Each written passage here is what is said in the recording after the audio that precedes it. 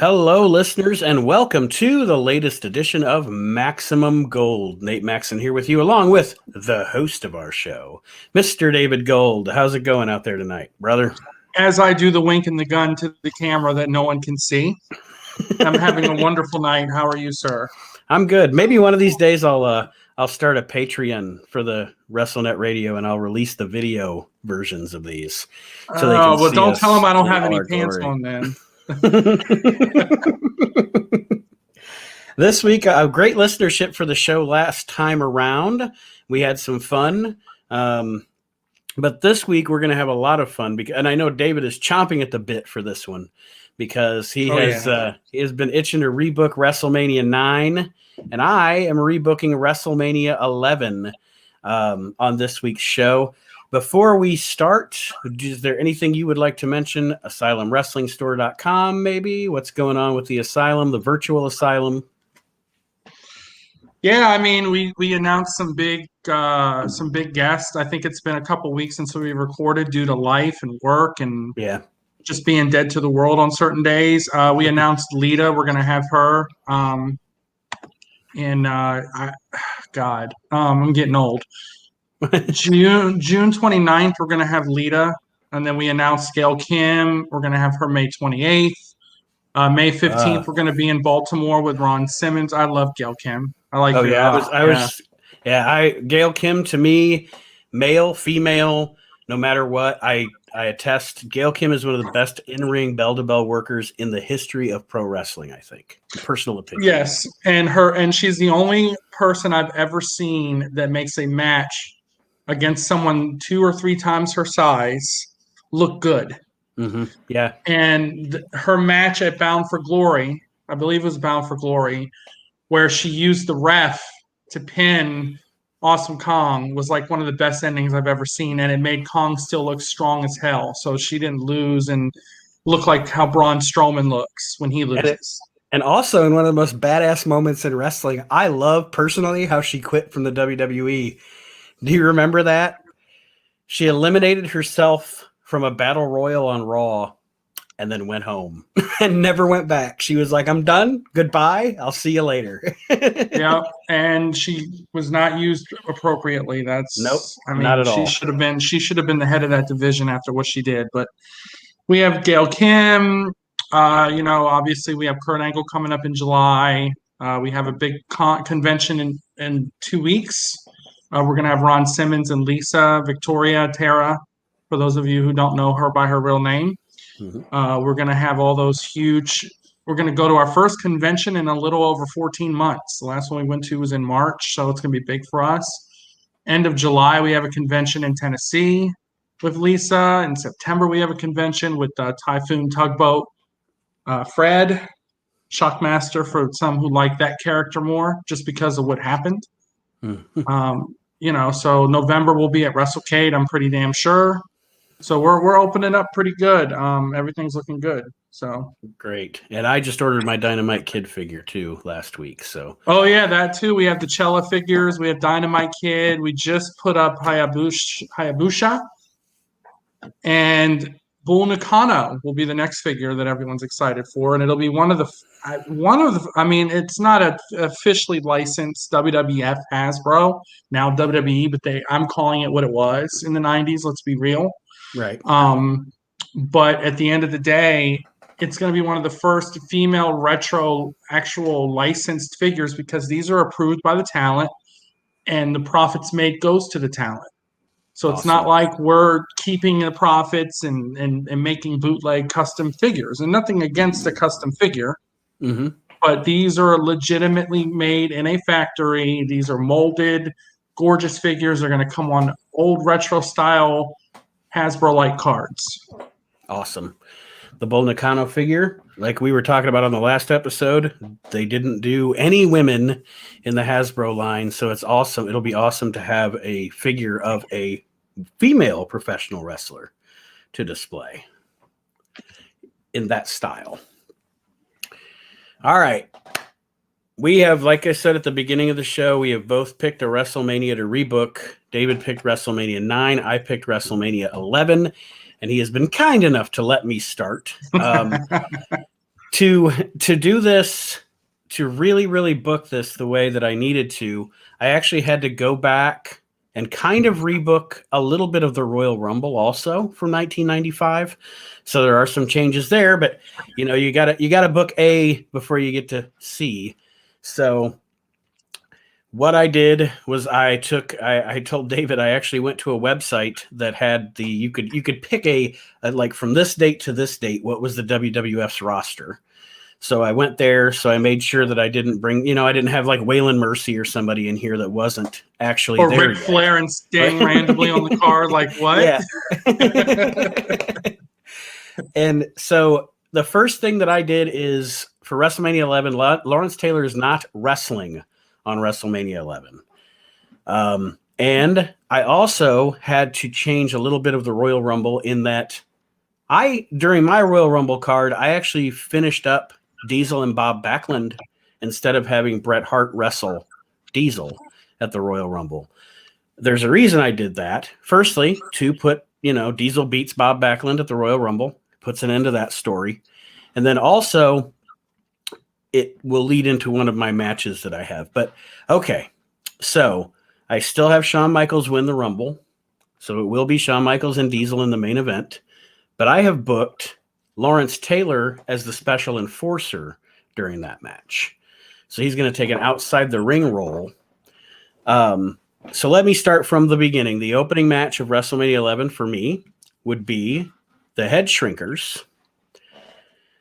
And I am going to put the Head Shrinkers into a feud with Tatanka, with the $1 Million Corporation. Okay, maybe Ted DiBiase runs down Lou Albano on TV or something to that effect.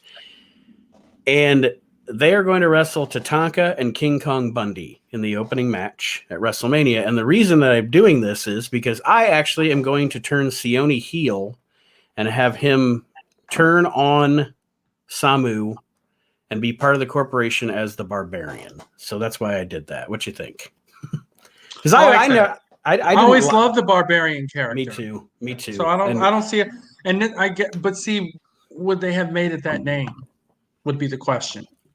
Right. If they had done it, I guess, and you can challenge me on mine too, obviously. But would they have called him the Barbarian, or would he have like Wild Man or something? Right. Would he have taken Mark Merrill's gimmick away from him, or the Mauler, or something? The Mauler, like or something, yeah. Or would he have been Mankind before Foley took it? Type of thing.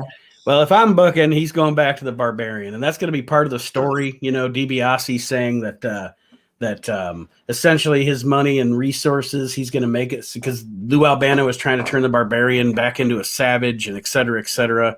And so I think that's my opening match. Now, I'm also continuing the feud of the Hart family in that I think that you could have gotten a lot more mileage out of Owen Hart and the British Bulldog. So I don't have Owen in the tag team title match. I actually have Owen versus the Bulldog in a loser leaves the WWF match at WrestleMania 11. Oh, wow. Okay. You could have a really good match. And at the end of the match, you get a referee bump or something. And this is where you can still reintroduce Yokozuna. Yokozuna, it's revealed that Owen is signed with Cornette. Yokozuna comes out, helps Owen beat the Bulldog. Then I get to the same place they got to in a different way because I'm leaving Bulldog out of the picture. He's going to sell his retirement, quote unquote, until after SummerSlam. And then he's going to return as a heel and attack Bret Hart. And pretty much the story is Bret, Yokozuna, and Owen Hart screwed me out of my career, blah, blah, blah. You didn't come out to help. You were more concerned with your match at WrestleMania, et cetera, et cetera. And then, of course, it's so easy to go back on a loser leave stipulation. You make Bret so mad that he convinces Jack Tunney to let the Bulldog come back or what have you. Kind of like they did with Randy Savage and Jake Roberts. But that's what I'm doing with those two guys at WrestleMania 11. I think that would have been much more intriguing. And I know I'm kind of upping the storyline, the storytelling for the WWF at this time because they were still kind of telling kiddie stories. But I think that would be a great match and a great angle. I like it. I'm still doing Razor Ramon and Jeff Jarrett for the Intercontinental title, and everything's the same. So that stays.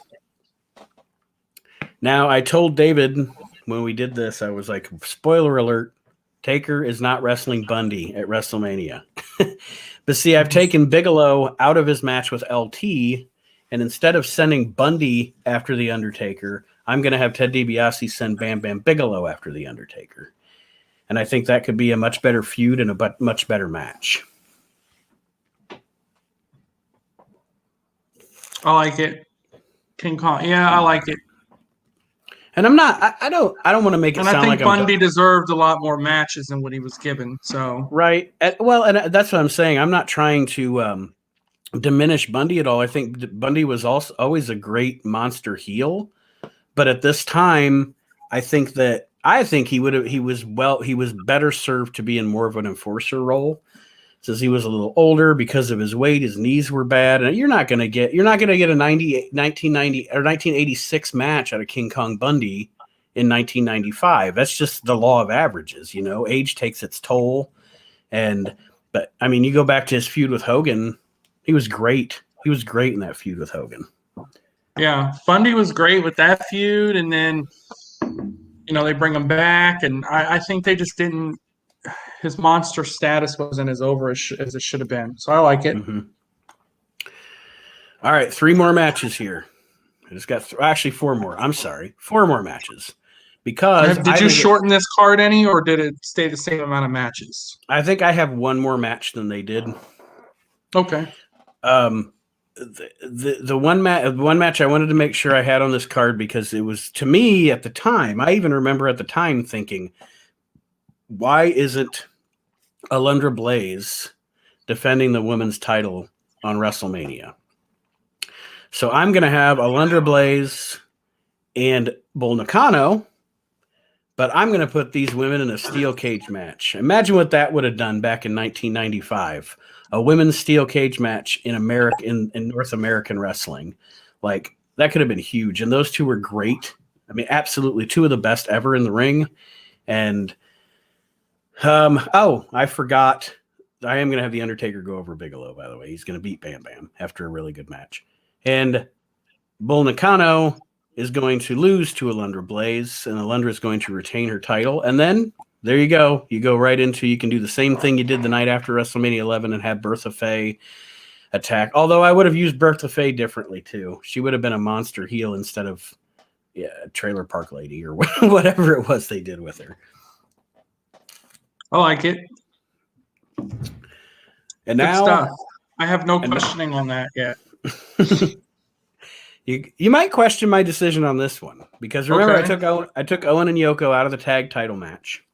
I think Yoko was towards the end there, right? This is before he really started losing. Was this before he broke the turnbuckles?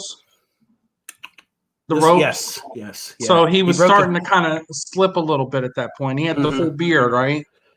Yeah. I mean, which kind of takes away from his character a little, in my opinion, having that full beard. They what do I want to say? They added more Rodney to the Yokozuna gimmick as time went on through this time. Yeah. But my tag team title match is more of a personal, like me booking, as opposed to thinking about the fans. But because I am such a big fan of the team, and they were so, to me, misused in the WWF, I'm actually going to give the Heavenly Bodies the tag team title shot against the Smoking Guns at WrestleMania 11, because I don't think that they ever used those guys to their full potential as a heel tag team, especially at a time where obviously you don't have a lot of heel tag teams because you're throwing together Owen Hart and Yokozuna. So you obviously have a deficit in heel tag teams, and you have this great team here so you have them challenge the Smoking Guns. Now, do I have them win? I don't know. This could be because the Smoking Guns could get the victory, but this could be the beginning of a feud. But yeah, just like I said, for me, that was more of a personal thing because I'm a fan of that tag team, and I think that those two teams could have had a good match at WrestleMania.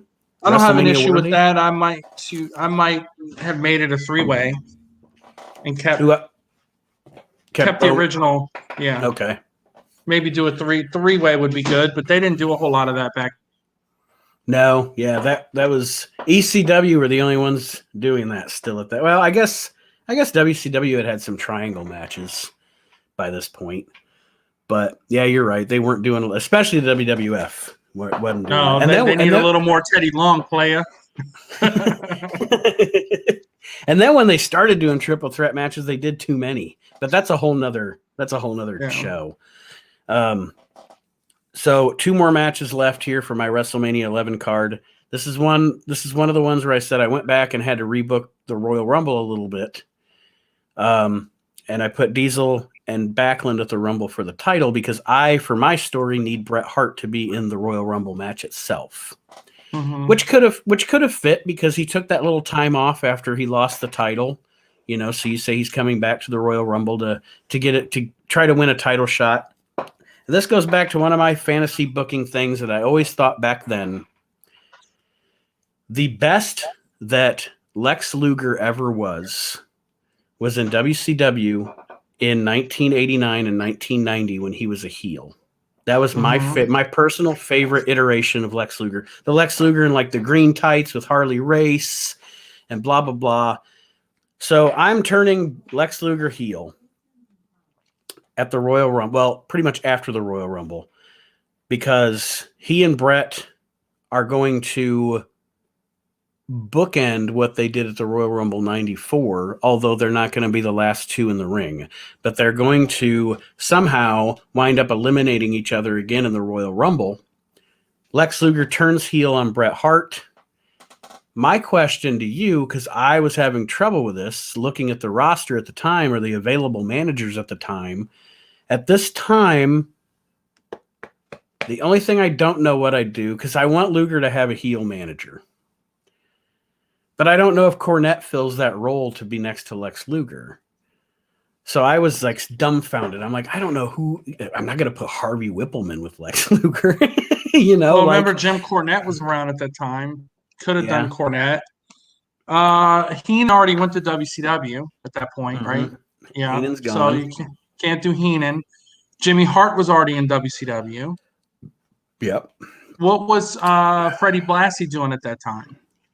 Freddie Blassie at that point was the old guy around the office. Remember, they just gave him his own office. He didn't really do anything. You brought him back. You could have brought him back. I think, was J.J. Dillon working behind the scenes in WWF at this time?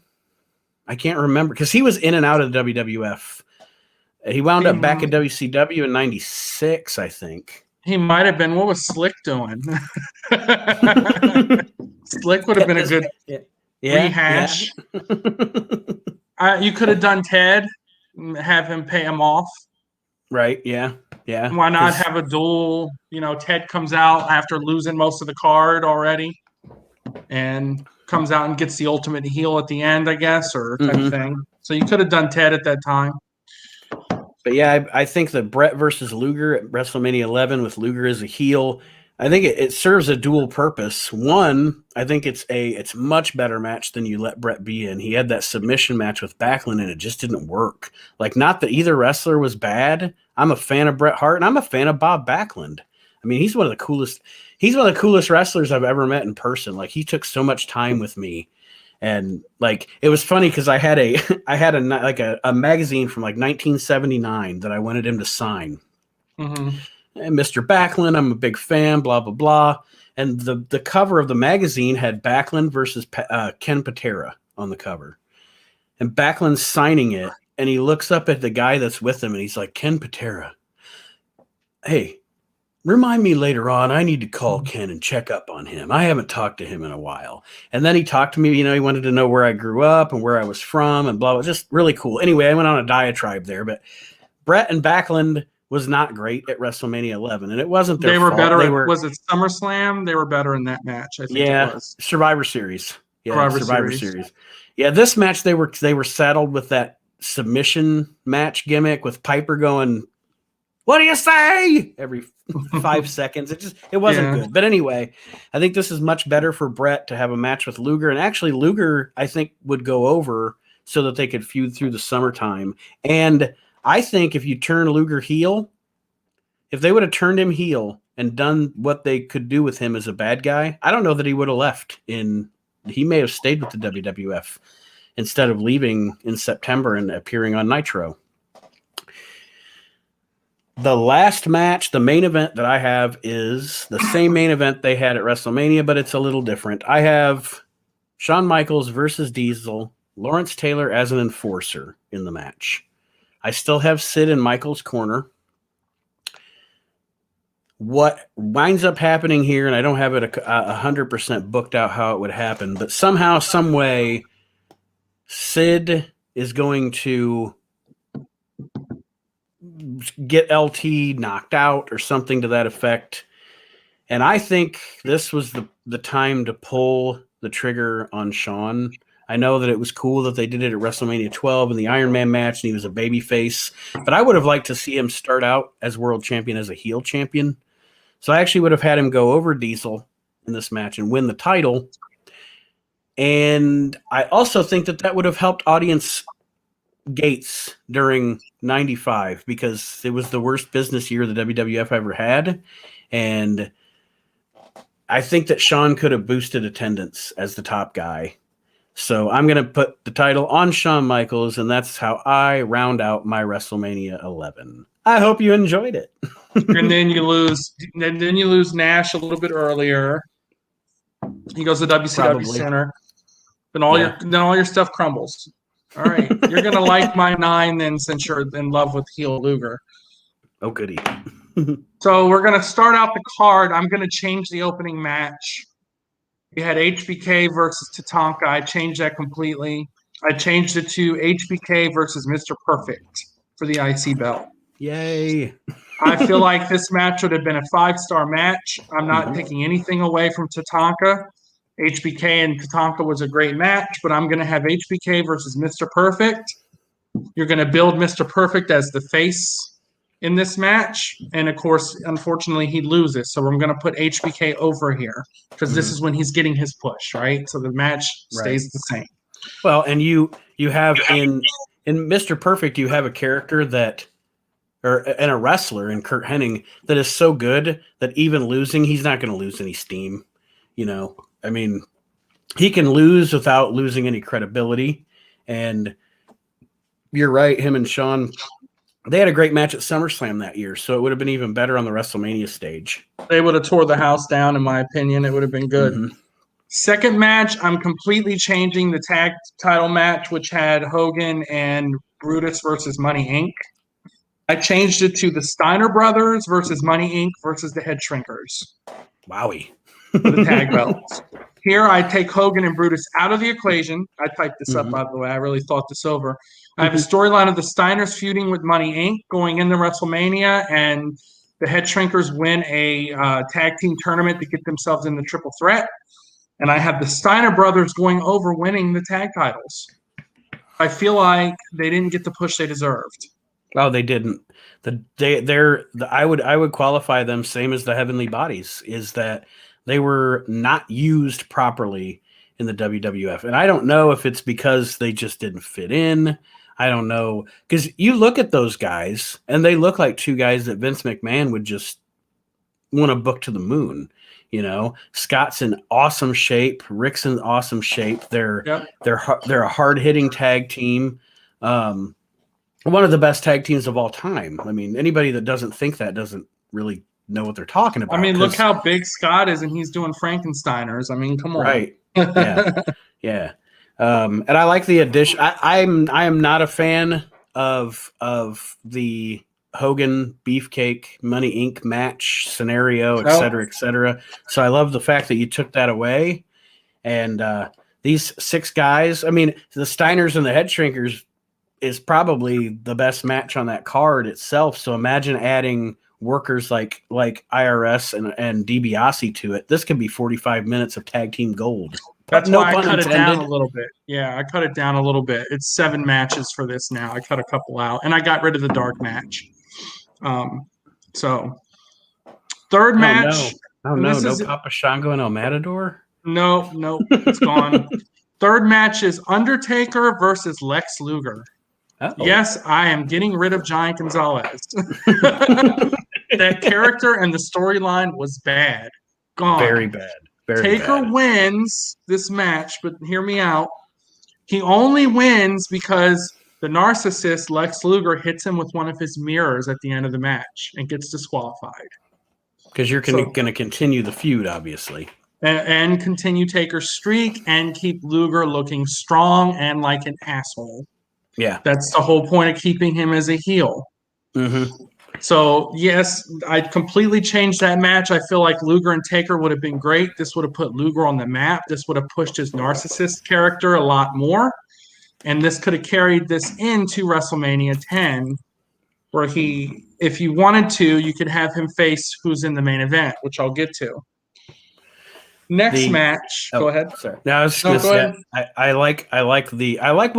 really like what you're plucking out of this card. Yep. You know, because you're getting rid of Gonzalez, which God bless him. Oh, he was great in WCW. Bar none. He was a guy to me that he was a great attraction, but he was a great attraction in that, obviously, and it's no fault of his own. Again, like I say all the time, guys have physical limitations based on their size and etc. He was a great attraction, but he was a great attraction to be somebody's tag team partner. You know, oh, you mean like almost? Yes.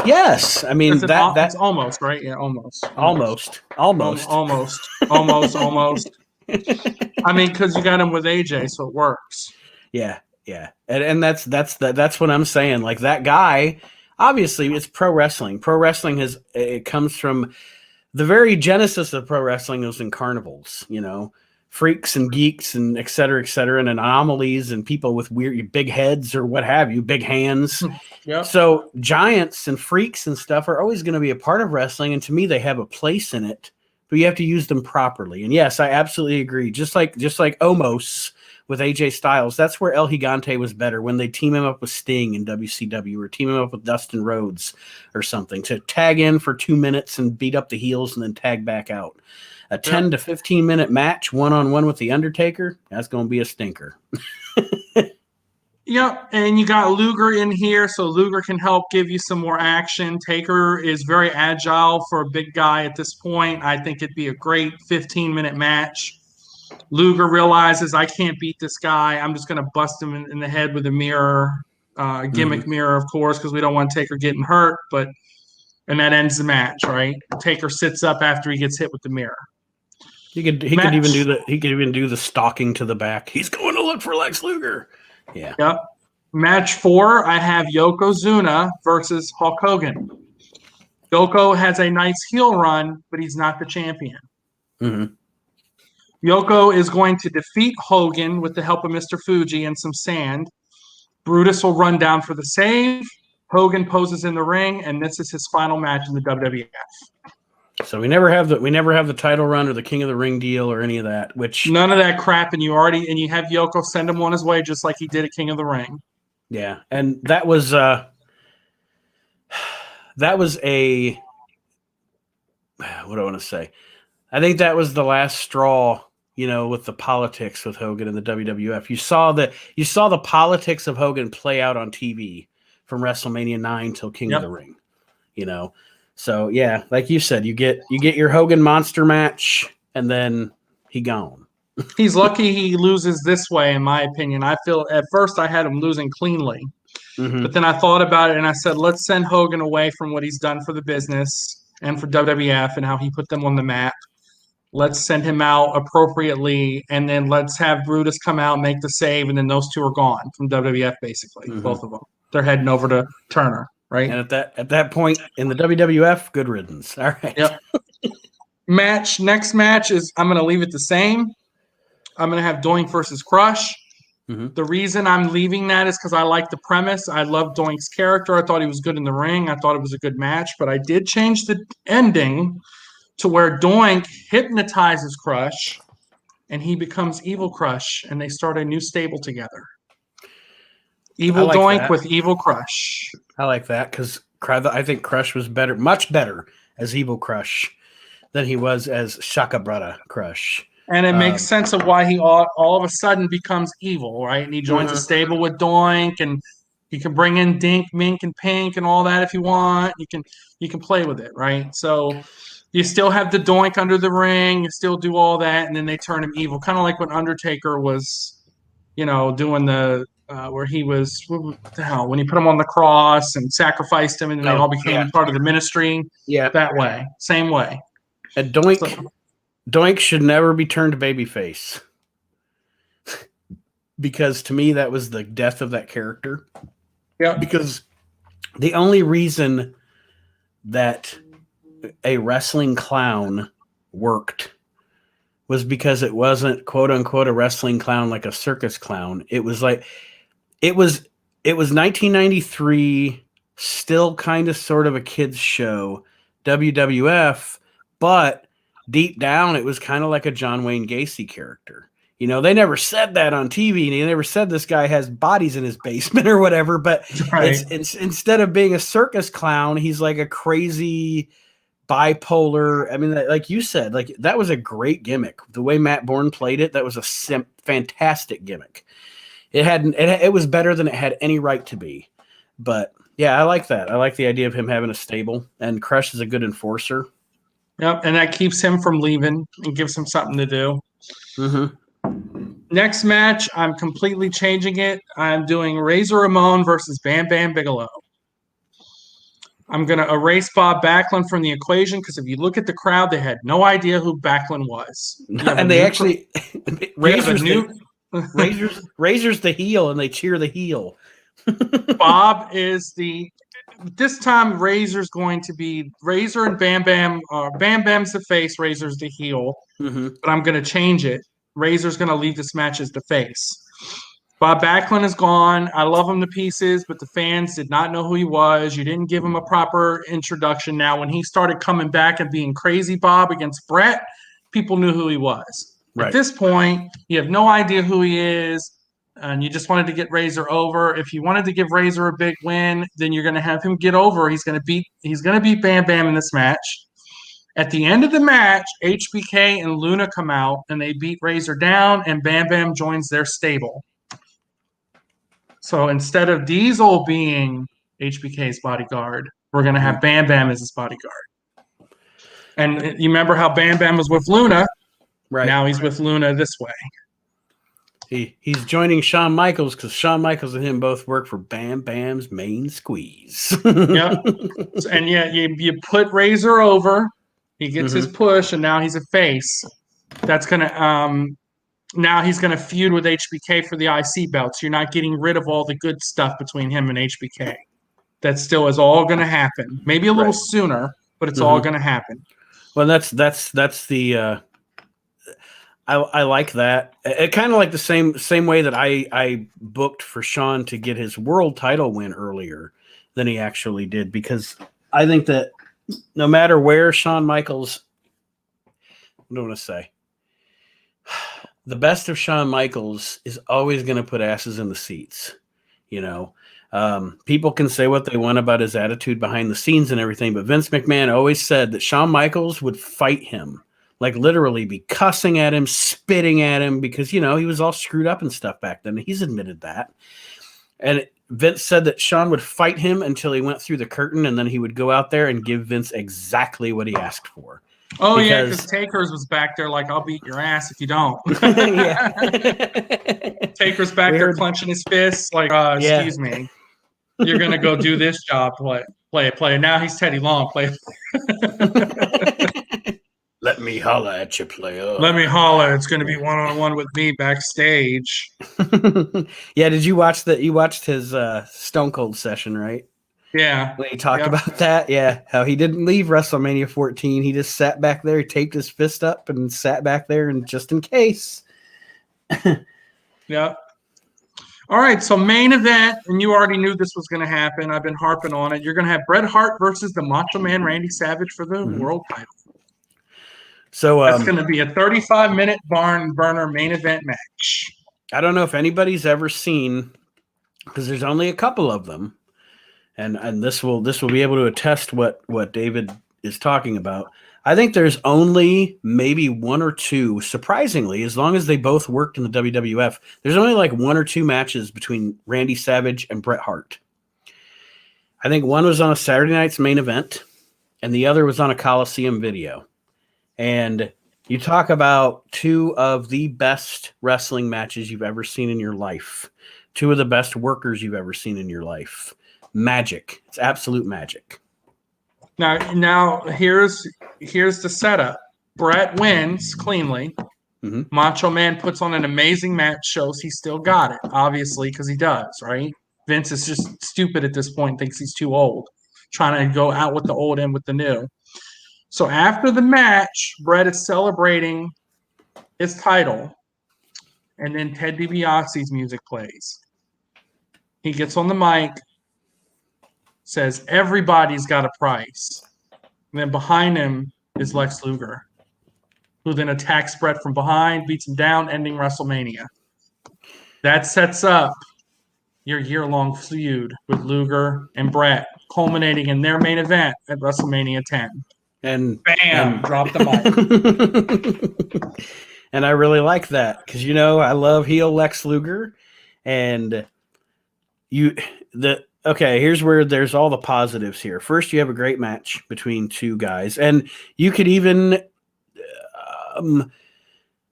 I don't know what you say, but I say at this point, and it would have been, again, it comes back to we can't, as fantasy bookers, we can't control what actually happened in real life, you know. Depending on what rumor you believe, Randy Savage either left the WWF because of something that happened that, I mean, plenty of people have talked about it. We don't need to discuss it. Or probably most likely not the silly Stephanie rumor. He probably left because Vince McMahon was trying to phase him out as a wrestler, make him only a commentator, and he still wanted to be a wrestler. And here's WCW with a bunch of money.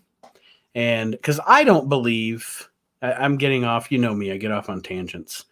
But I don't believe the Stephanie Savage rumor.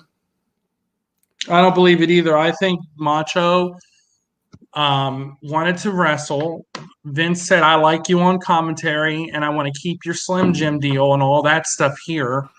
I'll pay you to be on commentator. Macho Man's contract expired after his last match against Crush the next year, right? Mm-hmm. So his contract expires. He says, I'm going to Turner. Slim Jim says, we're going with you. Vince hated him since then.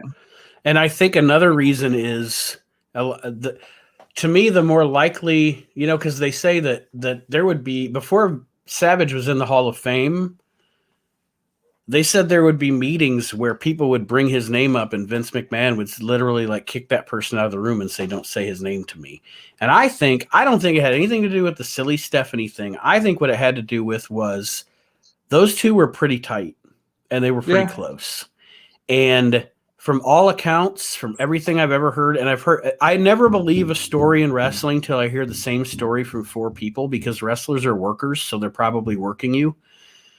But I've heard this story from multiple sources in that Vince was very, very hurt because Randy was negotiating with WCW behind his back. You know, and that hurt his feelings. And you can say what you want about Vince McMahon, but he's a human being. And I think he regarded Randy, he thought him and Randy were friends, not just coworkers. And I think he felt betrayed by Savage. And I think that is the reason why it took Vince so long to forgive Randy. And it's sad that he didn't get to go into the Hall of Fame till after he passed. It's sad that was the case. But my long-winded diatribe here was to get to the point where I was going to ask you. So you just later. That's how a Nate Maxon show goes. But anyway, is this? Do you think that if you're having a fantastic match with Bret and Savage, you've just ended, essentially Hogan's gone now. Yep. So you've ended the whole rock and wrestling Hulk Hogan era of the WWF, and now you're moving on to Bret Hart and Shawn Michaels and Lex Luger. So as a booker, is this Randy Savage's last WWF? Are Hogan and Savage both done now for the WWF? No. WrestleMania 10, that leads me to how I would book that, just so we don't go through the whole thing again. Just quick synopsis of it. You'd have Brett versus Luger in the main event for the World Championship. Luger wins. Mm-hmm. He gets his belt run. He's a super heel. Everyone hates him. Hates him. We don't have that living in America crap. None of it. Yokozuna faces The Undertaker in a casket match at that WrestleMania, because I would Mm-hmm. prefer Yoko to still be a monster heel, but I don't think he needed the belt, and I didn't like his title run, my opinion, Mm-hmm. right? Mm-hmm. Macho Man goes on to face Shawn Michaels at WrestleMania 10, Which is once again another amazing match, and HBK mm-hmm. is still the IC champion. HBK loses. Macho Man becomes your IC champion. HBK is then now elevated into a feud with the new champion, Lex Luger. Luger loses the belt at SummerSlam to Bret Hart, and we still get our amazing WrestleMania 12 main event. Mm-hmm. That's how I would book it. Sounds good to Bam. me. And So you're guess not what? losing out on HBK because he needs to elevate. You give Macho Man the IC belt for a little bit. You still put him over. You can utilize Macho Man as long as you want. He could become a manager in a couple years. It's Mm-hmm. still more than what WCW is starting to do to him. Yeah, and you know You what? know? You know what? And here's another Nate thinks he knows it all moment for this week's show, folks. You know how many one-on-one matches there were between Shawn Michaels and Randy Savage? Not many. One. Maybe one or two. One. Yeah. It was on Think, it was in the 1992 European tour in I think it was either London or Paris. They You're had a getting one-on-one dream match. matches here, dude. And then Macho Man can elevate the next big IC champion that comes in. You can have Razor Ramon, right? You can have him. You can bring in the likes of Stone Cold Steve Austin to face Macho Man. Imagine how that match would have went, right? Stunning Steve Right. versus not Stunning Steve, the Ringmaster versus. I mean, you could still do all these great things, but booked differently, you're getting 5-star matches and better feuds. Luger gets his title run that he deserves. He holds the belt for 5-6 months until SummerSlam, which I feel is great, right? And back then, in that time, we still only had a couple in your houses and 4 main pay-per-views. So Luger's a strong champion for 6 months. Maybe defends it twice, once at an in your house, once at SummerSlam. Right. And then they face one another. Brett wins the belt back, gets his deserving run. Luger puts him over, and then Brett goes and faces funny. Shawn. It's so funny to me because no matter what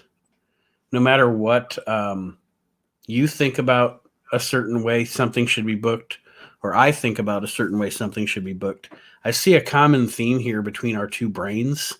So at this time, you and I must have been, as wrestling fans, in the same wheelhouse. In that, it seems like we both really, really wanted, for at least a couple of years, a lot of the WWF to revolve around a babyface Bret Hart and a heel Lex Luger. And Macho Man still having 5-star matches. And imagine what this would have done for Vince. Because the reason WCW started winning, if you notice and look at it, when they tried to take all of WWF's late 80s, early 90s talent, and no offense to any of these guys, I love them all. When they took the John Tenta and made him Avalanche, right? And they took Kamala, and they were like WWF and what they were trying to get away from. But then Bischoff had an epiphany, right? He's like, Vince isn't really using Diesel correctly. Vince isn't using. I mean, I would say he used Razor great. Razor was great. I can't say he didn't give Razor his pushes, but we're going to get Razor. We're going to get a little younger with these guys, and we're going to get away from cartoony, and we're going to get to edgy, right? So they bring the NWO in, and then you get Hogan. Vince could have countered and kept Macho Man and said, "This is I got Macho, I got Brett, I got Luger." And people. I think the big thing is that people liked Luger, and they liked Brett, but they weren't drawing as big as Hogan still was at that time, and as the NWO started doing. You keep Macho Man, you have some draw. But You I can think still put the belt on Brett.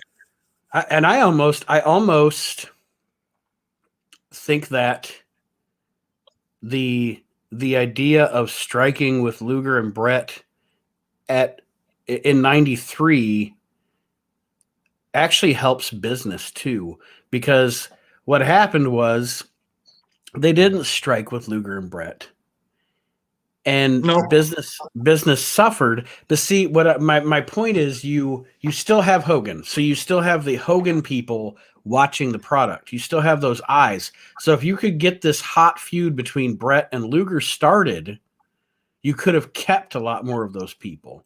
That after Hogan left, those fans left. You know, you have to give the next fans something to want to watch once that guy that they've been invested in for 9 years leaves the company. You know, I mean, that was the biggest problem, is they weren't giving the fans anything. And back then I watched it, and I actually personally love the WWF from 1993 until 1996. Like, I think that they had some of the best wrestling. They had one of the best rosters ever in, like, from 95 to 98. Anyway, but like I said, you have to use you have to use the eyes that are on your outgoing star and give those eyes something to stick around. Yeah, I want to watch this next chapter, even though Hulk Hogan's not here. You know, I want to watch what's going to happen with these new guys. That's the whole point. Because, you know, your top stars aren't going to be around forever. Eventually, everybody has to move on. Yeah, and the problem is that people were still stale on Hogan, and that's why when he went to WCW from 95 to 96, both brands were hurting. It wasn't one or the other. They were both doing miserable. You know, Vince already had the steroid trial behind him. His business was flailing a little bit. WCW was looking a ton like the late 80s, early 90s WWF, where it was cartoony, larger than life characters, but also super weird. And it turned in was different directions, different gimmicks that look exactly the same as the other gimmicks, but different names because they couldn't keep the same names. Well, and you had the WWF cartoony, but with no Vince McMahon edit. So it was like you know, Hogan. Let's be honest, Hulk Hogan venturing into the Dungeon of Doom is some corny crap that should have never happened. But I am the only other person that will argue you down all day long and say some of the stuff Kevin Sullivan was doing was great.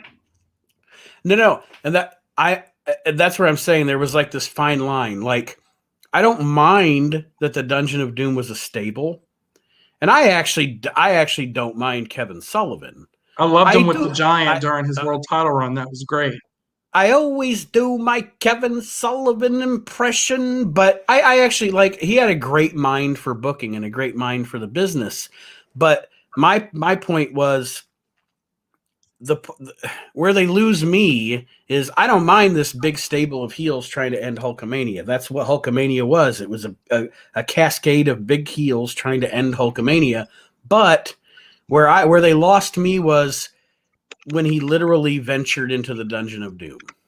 There's no Hulkamaniacs here, bro. Yeah, it was too much. Like, there's too much for me to suspend belief. Like, I suspend belief with pro wrestling, obviously, because you don't punch somebody in the face full force and they don't swell up. We all have to suspend belief to watch pro wrestling. But that's why WWF was stagnant for a couple of years, because so was WCW. Yeah. And then Bischoff starts plucking Vince's a little bit younger talent to go along with some of the vets like Nash and Hall. Right. And he starts looking at what ECW is doing, who started all of it. It all started in ECW. So Bischoff is like, I'm going to take Heyman's cruiserweights. I'm going to take and make it a little more extreme, not as extreme as ECW, but I'm going to do edgy. And then I'm going to start the NWO. And so if Vince countered all this years before, because Vince is always reactive, right? I'm going to react to what's going on. That's how the Attitude Era came. But if Vince would have stayed ahead of it and did these things for Macho Man and gave him his last runs and still, he could have still pushed Brett. He could have still made Luger the monster heel he should have been. He could have still used Yokozuna as a monster heel on the mid card, upper card. I mean, you could even had double main events. You don't have to put Yokozuna on the back burner. I love the character. I just didn't think he needed the belt. Mm-hmm. I don't think Yoko should have carried the belt, and I don't feel like he should have beat Brett, and then Hogan comes out, beats him in 10 seconds, takes the belt back, and then has to lose it by having cameras flashed in his face. That made Yoko look less of a monster heel and looked like he always had to cheat to win. Mm-hmm. Which I understand heels cheat to win, but Yoko was a monster heel who sat on people, literally. If he's going to beat Hulkamania, and I let him leave on my card by getting screwed as well because I wanted Hogan to get the send-off he deserved. But if you're going to make Yoko a monster heel, do as such. It needs to be like when Earthquake sat on Hogan and put him out for months. Mm-hmm. Yeah. That put Earthquake over for multiple months. And then Hogan comes back. Of course, he beats Earthquake because Hogan was over then. But if you're going to use Yoko as a monster heel, he should be facing the likes of Undertaker in casket matches sooner. Everything they did was too late. Everything was done. You already lost Macho Man. You lost the Slim Jim deal, which put a lot of eyes on the product and a lot of money in Vince's pocket. You could have had Brett as still the champion and still have a great match with Shawn Michaels. I feel like he should have won at WrestleMania 12 too, but it's a whole nother story for another day. And you could have done what was right for Brett, and you wouldn't have had to do two things. You wouldn't have had to pay him so much to get him to stay. Right. And number two, because he's already to the moon and making great money because you still have all the sponsors. And number two, even if you did have to pay him that much, you still have Slim Jim in your back pocket. You still have all the sponsors. The problem is that Vince wasn't competing as hard until he saw what Bischoff and WCW was doing and how they lost the ratings, 82 weeks in a row. Right. Or was it 83? 83, right? 83 weeks. Yes. 83 weeks in a row, you lose the ratings because of the fact that WCW was smart at that time. After those 83 weeks, Vince started doing what he needed to do. But you could have shaped all this up. Luger's could have still been put on the back burner after a couple years, but he would have gotten his title run that he was deserved. You make me, when you talked about the transition, with Hogan going to WCW and et cetera, it actually makes me think of a question that I would ask Eric Bischoff. I would ask Eric Bischoff if, and I know that, you live in the moment, okay? And then after the moments are over, and Bischoff does a lot of that on his podcast and stuff. He goes back and looks at when he was young and cocky and working for Ted Turner and trying to take down Vince McMahon, and he goes, okay, I was a different guy then. What I would ask him is, do you kick yourself now? And I understand, again, I understand his mindset at that time. I'm a pro wrestling promoter. I work for Turner Broadcasting. They're telling me I have like 2 years to turn this promotion around or I'm shit canned. Who am I going to sign? Of course I'm going to sign Hulk Hogan. Of course I'm going to sign Randy Savage. These are names. These are money. But my question to him would be, looking back, do you kick yourself in the ass? Because as you were hiring a Hogan and a Savage and an Avalanche and a Big Bubba Rogers and all these guys from the WWF, look at the guys that he said, that's not a guy I need. That's not a guy I need. That's not a guy I need. And then those are the same guys, Mick Foley, Steve Austin, Triple H.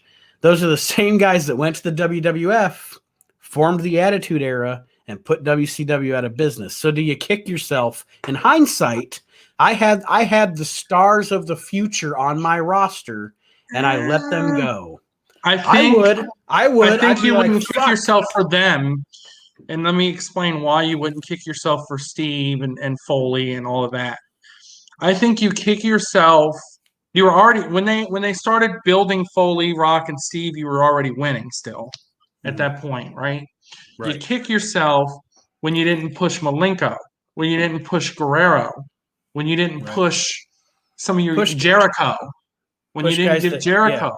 push guys that could come up and compete. You're kicking with yourself Austin. for the people that you had when the NWO was starting to get a little more stale, and you're kicking yourself for guaranteed contracts that allow the guaranteed contract is one thing, but when you put in there, hey, you could do what you want, right? If I tell you to do something, you can argue me on it, argue me down, finger poke of doom, right? All that crap. Mm-hmm. I agree that it would have been great if he kept Steve and kept Mick, but they wouldn't have gotten where they've gotten today. So my argument to that it would be on the other side of the coin is you're kicking yourself because you didn't push Eddie Guerrero and Chris Jericho to be in a world title match against each other at a pay-per-view. Build You're your kicking bench. You didn't grow your younger talent. Mm-hmm. You did amazing with Goldberg, even though he wasn't the best in the ring. He had a story. He was a larger than life character. He was undefeated, and then you have him lose by getting tased, and you have him lose to Kevin Nash. If you're going to have Goldberg lose, it needed to be in a different way. So if Bischoff's going to kick himself, it's going to be those booking errors and all the guaranteed. If you had Hogan as guaranteed and guaranteed storylines, and then the rest of the guys didn't, then you're in the money. Mm-hmm. I understand. Hey, I needed to get Hogan, so I had to do whatever it took. I needed to get Macho Man, so I did whatever it took. I get those two gentlemen. But you're having multiple people. That's also why the invasion angle couldn't be done correctly, because they still were on guaranteed contracts, for God's sakes. In 2001, you're still paying Nash, Hogan, Hall, all those guys. Well, and you're kicking yourself for that. And you make a great point, because that's what it's all about. You and I are both managers. So we both know the adage, build your bench. Build your bench. Because eventually this person's going to leave, and you want to be able to have the next person ready in line to fill that position. And that was one thing. I agree. I take nothing away from his acumen. I take nothing away from his savvy. But that was one thing I think in that moment, in that time, that Eric didn't do. He brought, like you said, he brought all this great talent in, and then he was like, but I'm not even going to pay attention to that talent. You know, you Fit Finley, you book that talent. Arn Anderson, you book that talent. I'm busy with Hogan and Nash and Savage and all these prima donnas that are at that time just, just essentially milking the teat of WCW and milking it dry, really. Yeah, and then you have NWO Red and Black, which was okay, fine, awesome. Nash and Hall get into it, and Hogan. Nash goes and makes his own faction with Luger and Sting. It was okay. They lost me at that point. Like, it was all right. It was okay. Wolfpack was okay. Here's where you lost it. You lost it when you had the red, white, and black. When you turned them back, and it's like, oh, we're back together, and then they have half shirts, and then like you have Vincent and Brian Adams backstage and Norton with black and white shirts on. Stevie Ray. And they're like, what's going on? First, don't even get me started on why the hell they would split Stevie Ray and Booker T up. Not even get started on that. But then you have black and white shirts, and it's like they're in the backstage. You're like, what's going on? What's happening? And then you got the red and black guys. Hogan's like, dudes, we're good dudes. We're still good dudes. And he's got on a red and black shirt, and it's like, what am I watching? What am I? And then you bring it back again with Jeff Jarrett, and it's like, what are you doing? It's done. The NWO is the worst beat dead horse in the history of professional wrestling. It's like you don't even want to wear the shirt anymore. It's like, can I get a BWO shirt, please? And then you have that. Then you have, the LWO. LWO. And it's like, is this the best you could have done with Eddie and Chavo? Mm-hmm. Is this the best you could have done with the talent that Eddie and Chavo had? I mean, imagine how great that would have been. I mean, the Cruiserweight division was awesome, but imagine you could have had much more 5-star matches with Malenko and Guerrero and Jericho. And for sure. There was so much more that could have been done. Like, can you imagine them pushing Jericho to the moon and then he breaks Goldberg's streak? Mm-hmm. Lord have mercy. He never would have went to the WWF, and it could have Jericho been a wins the world thing. belt, breaks Goldberg's streak, which is believable because Jericho was great in the ring. He does it. He wins. Ralph is out there celebrating and stuff. I mean, come on. The stuff, Bischoff should be kicking himself, not because he let Stone Cold go. And he made the right decisions on Austin and Foley. He wasn't using them right. at least he let him go. Mhm. He's like, oh, I'm not using them. I'm gonna let him go. And then they went and prospered. Stone Cold and Foley, where did they go? ECW. And then they got Right. better and better, and then Vince caught it. And you got to give Russo some credit. He had some say on some of these characters, and he had Vince as his guy that said, that's a little too far, pal. And I get the hand stuff and all that. There was a lot of stuff in the Attitude Era that was like, what? When you go back and watch, you're like, what? But I guarantee you there was a lot more good than bad. And I go back and I watch and I'm like, man, this is so much better than what it was. And you had matches where like Austin and Rock and Taker and Kurt Angle, and it's like, dude, I would argue with you that the talent from 98 to 2000 was better than 96 to 98. I'd argue, and I'm talking about newer talent, not golden era where you still had Right. Luger and all that. I'm talking about you had Kurt Angle, Undertaker, Jericho, Mhm. Big Show. I mean, I could go on and on for days. Mick Foley, the talent that they just had. The Rock was booming. I mean, hell, you even had Ron Simmons and Bradshaw as the APA. That's like one of the best tag teams ever at Mhm. that point. Started as the Acolytes, and like whoever came up with that tag team, whether it was Russo or Genius, because you weren't doing anything with Ron and you put him with Bradshaw, who you weren't doing anything with, and you make them into this awesome tag team as Acolytes at first, and you grow them into the APA. Whoever wrote all that, that's genius booking. That's a story. And then you had the Hardys, and you had the best. You had the Hardys, Edge and Christian, the Dudleys. I mean, 98 to 2000, up to about maybe 01 before the invasion stuff happened. Man, I could argue you all day long. They had the best tag division they've had ever. I think that maybe that should be the next show. Tag divisions. We'll debate the tag divisions because that'll be fun. But then we'll have to compare WCW when they had the Steiner brothers and Harlem Heat and the Road Warriors and versus Attitude Era tag teams, and it's like, holy crap, that's a hard decision to make right there. But I think this has been a great show. I liked your WrestleMania 9. I hope you liked my WrestleMania 11. I did. I think and both I think of them, ours are parallel. They're super similar, and it leads to Luger, who I thought they floundered with a bit, and then yes. the Well, narcissist gimmick wasn't used long enough. He is definitely one of, to me personally, I've always said it, he is definitely one of the biggest misses in WWF history. I don't know how they screwed that up, but they screwed that up. They wanted him to be Hogan. They were trying to book him as All-American Hogan, and the fans weren't having it. They're like, we had this already since 1985. Right. We're good. We're good. We've had this 9 years already. Then you bring him back in WCW. You had another 2 years of that. So the fans were over 11 years of Hogan.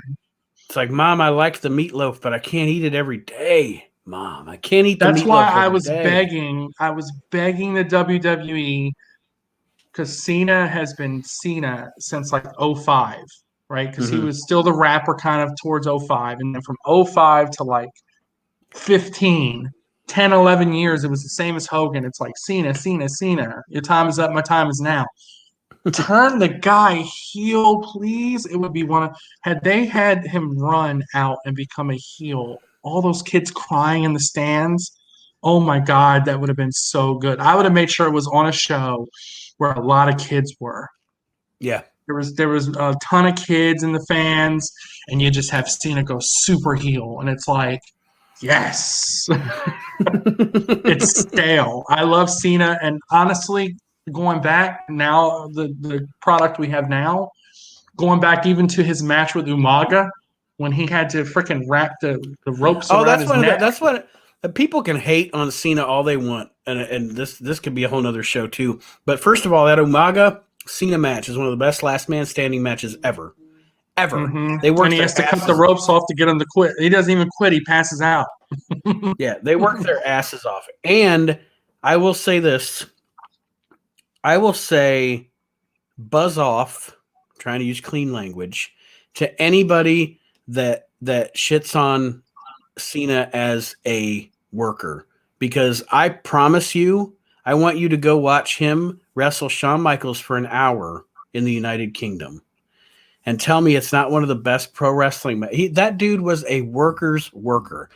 If you would, when he was alive, literally, and this is no joke because I saw him say it. You ask Harley Race what he thinks about John Cena, and Harley Race said John Cena could have hung with me and my boys in my era. Oh, he made the Great Khali look good in their match, and then he FUs him off the stage, off of the tractor. He's picking up this big. And when he beat Big Show in 2004, when he did the FU, that was uncalled. And Big Show was one of the heaviest he was in his entire career, and Cena deadlifted him on his shoulders. Okay. So I will take nothing away from Cena, but the problem is it was like watching 11 years of Hogan. It was the same thing. Right. No, and I agree with you. He should have turned heel. He should have turned heel in 2013. And that's why they're booing Reigns, which is great that he's a heel now. But that's why they booed Reigns, because he was supposed to be Cena's replacement, just like Luger was Hogan's replacement. And the fans are smart. And they're like, fuck you guys. And then you put Luger in red, white, and blue. Excuse my French. Sorry, everyone. You put Luger in red, white, and blue tights. And they're like, this is just a rehash of Hogan all over again. You might as well put him in red and yellow. Yeah. Yep. It was the same character. You had him slam Yokozuna, just like, guess what? Hogan slammed Andre. We saw that at WrestleMania 3. Yeah. We don't need it again. You make Luger the narcissist. You keep the heel going for a while. You have him do a championship run. You got something going. You got Luger merch selling. Exactly. Why do you think the fans were cheering for Razor Ramon as the heel against Bob Backlund? They wanted something different. And we talk about this all the time, or I do. I beat it into the ground on the Reliving the Extreme podcast. That was... it was such perfect timing for ECW because we were just talking about it on last week's show, because we're talking about we're to the point now where they've introduced the Public Enemy in late 1993. And my point to Aaron and Chad was, in 1993, if you're watching TV and you're watching the WWF, you have Men on a Mission.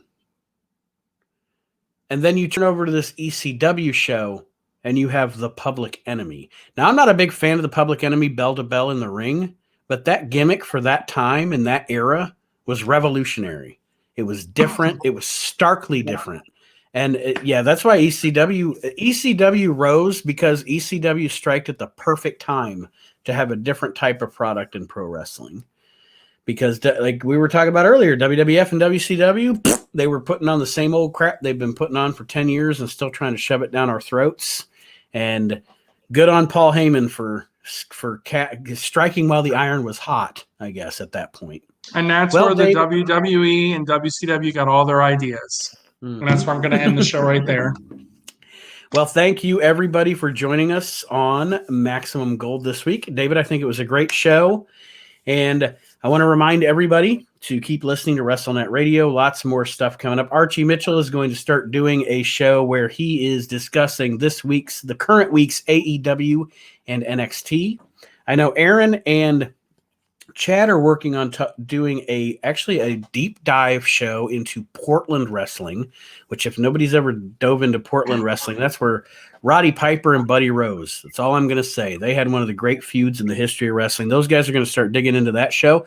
And Kyle is actually going to start, I'm going to help him host that, but we're going to start doing a show called Career Capsule, where we're just going to pick a wrestler. I know the first one we're going to do is Brian Pillman, but we're going to pick a wrestler and we're going to go through their career and just discuss their career, the highlights, the lowlights, and just, I think that's going to be cool too, doing a deep dive into one singular wrestler's career. But lots of stuff coming up on WrestleNet Radio, the Asylum Wrestling Store, the We Can't Wrestle podcast, Reliving the Extreme. We're busy guys, David. I need a nap. No time. Yeah. No time. But thank you, sir, for joining me. And I enjoyed the show this week.